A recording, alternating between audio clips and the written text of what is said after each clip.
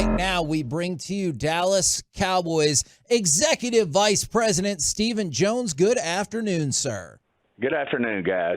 Well, I just really basic, kind of generic thus far. How do you think your offseason has gone as we get close to the draft? Well, obviously, I think it's pretty well documented. We were pretty aggressive out there in free agency, and I wouldn't necessarily say free agency as much as just player acquisition because, of course, our biggest things were, our two trades we made for what we think are guys who can be, big difference makers for us next year in terms of Gilmore and Cooks, and certainly in areas where we felt like, that we had, a situation there where we could use upgrades. And to get a player like Gilmore there with a mid to later round pick and, what he's going to, what it means toward our salary cap situation was also beneficial. And then the same thing, of course, with Cooks is, we think we did really well. And then, of course, we did our normal stuff of keeping our own guys, with Dono Wilson leading the way was a big deal, but we were able to keep a lot of the players that we feel like that we need to continue to have success on both sides of the ball. And although we did lose a few guys overall, we felt like we're in a great place going into the draft, and that's where we usually try to get. If you're able to do that, then you can certainly be more pure in terms of your draft situation, and feel like that we can do that as we head into draft week next week.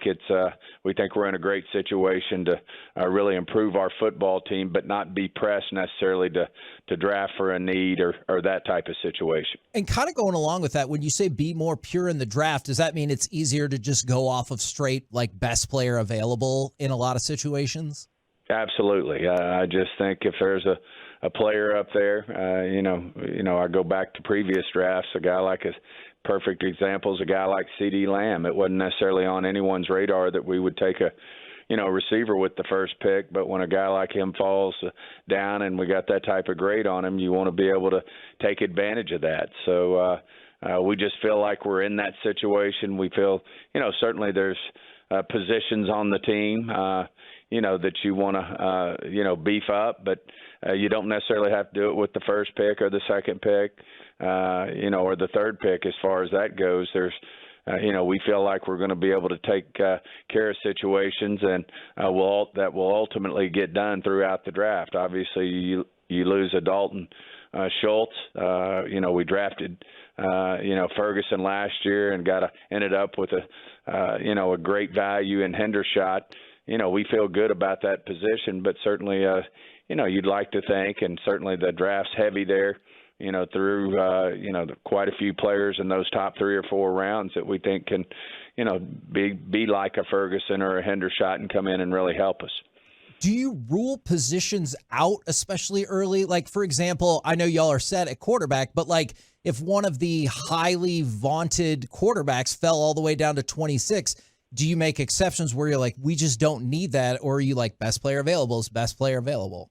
Yeah, you don't ever rule anything out. And, certainly people may say, well, you didn't take that guy. I mean, we have, varying views as all teams do on the grades we put on the quarterback. Certainly you see and you read, with the mock drafts, and certainly, people in the media are guys with, personnel backgrounds, but not everybody looks at through the same lens. And certainly we're no different. We have certainly quarterbacks in this draft that are rated high. We certainly have some that are rated high that we don't have as high. So all that is, at the end of the day is how you perceive that particular player. But no, we would never just rule out a position in terms of getting a great player. If we had a high first-round grade and he falls down to 26, certainly big time in play, if not a slam dunk that would happen. Usually when you're picking 26, I think typically we have, anywhere, around 15 to 16 players in our first round. Some years a few more. We'll see where we end up here. We're not finished yet, but, a guy with a first-round grade down there at 26 is going to be blinking at us. Stephen, you ever sitting in your office and looking out at the practice field and thinking to yourself, man, I can totally see Bijan Robinson running behind our offensive line? Well, Bijan's just had a great career at Texas. Certainly, I don't think I've seen any set of circumstances that he's not a first-round pick, in almost any draft. So hats off to him and what he's done to put himself in a position, to be drafted where he's probably going to end up being drafted, and being a local young man who's done really well for himself, played ball at the University of Texas here in our state.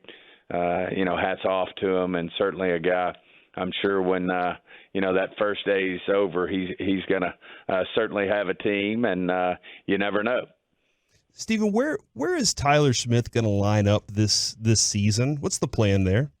I think that, at the end of the day, I think everybody would like to think that he's that we could keep him there at left tackle and have his progression continue, which has, by the way, been just, amazing what he accomplished coming from Tulsa and being able to step in after practicing at left guard virtually all through the preseason, and then stepping in for Tyron and playing the left tackle position as a rookie at such a high level. But, at the same time, I know Mike Solari, and they want the best five guys on the field, and I know here, as we start here yesterday, start to have our guys in here on a more regular basis.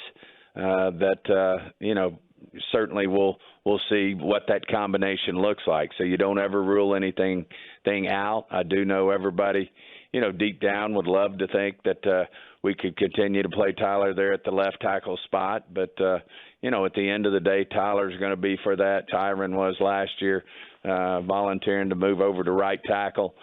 Certainly we got Steele, who's one of our top offensive linemen. We'll just see how that works out. I don't think we're totally committed to anything just yet, but at the same time, certainly like the thought process of him, being able to continue to grow as a left tackle.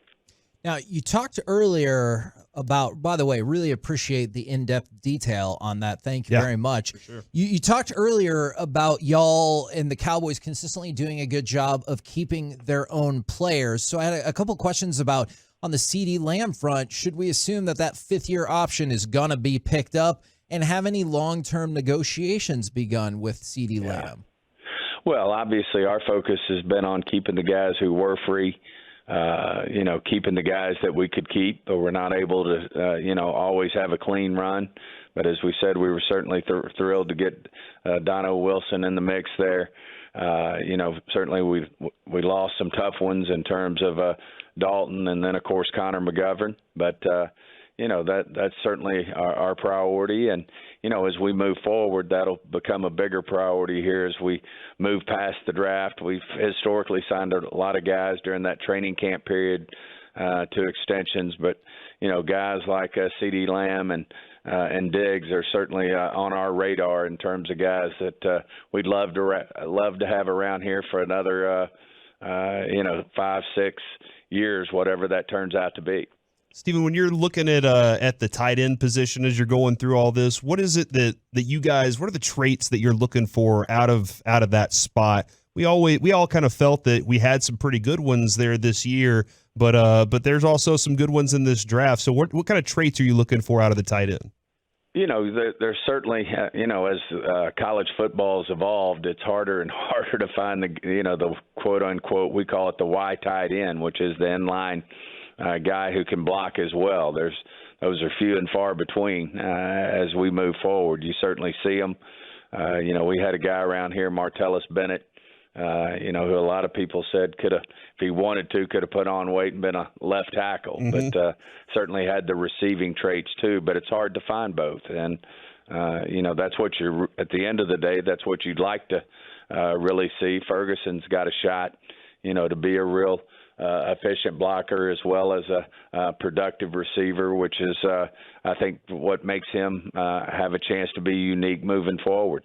As we look in the draft, you certainly look for a guy who can do both, but you're usually going to see guys who are, coming out of college who are very productive pass catching tight ends that you look maybe to get a stalemate on the blocking side of things. But there are guys in this draft, who are probably have some strength as a Y in line, but also have some upside as a receiver. So, you gotta kind of see, what's available when you pick and what you'd like to see there. So, as I said, you just don't see a lot of those guys who do both. It's rare.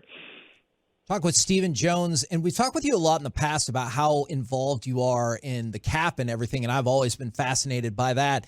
Is it logical to assume that you have to kind of track like what just happened with Jalen Hurts and his deal and maybe Burrow and Herbert? Is it just logical that you have to track those kind of deals because they might impact future talks with Dak?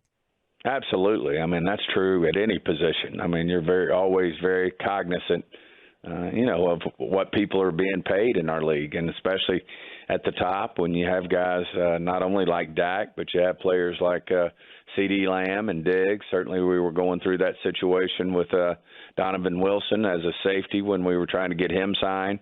You really want to keep up, with what guys are making what they get paid out there. And certainly in a salary cap era, you understand where those numbers are, and you got to make those type of decisions. Certainly, we made a decision with Tony Pollard not to expose him and pay him the franchise tag. There's a lot of thought that goes into that. Certainly think the world of Tony, and at some point would like to hope that we could get him signed to a long-term deal. But all those are things that are on our radar. Well, we appreciate the time very much, and obviously I know you're stoked that you get to talk to us a bunch over the next couple of weeks. Absolutely. Well, looking forward to it. Always enjoy you guys, and y'all have a great week.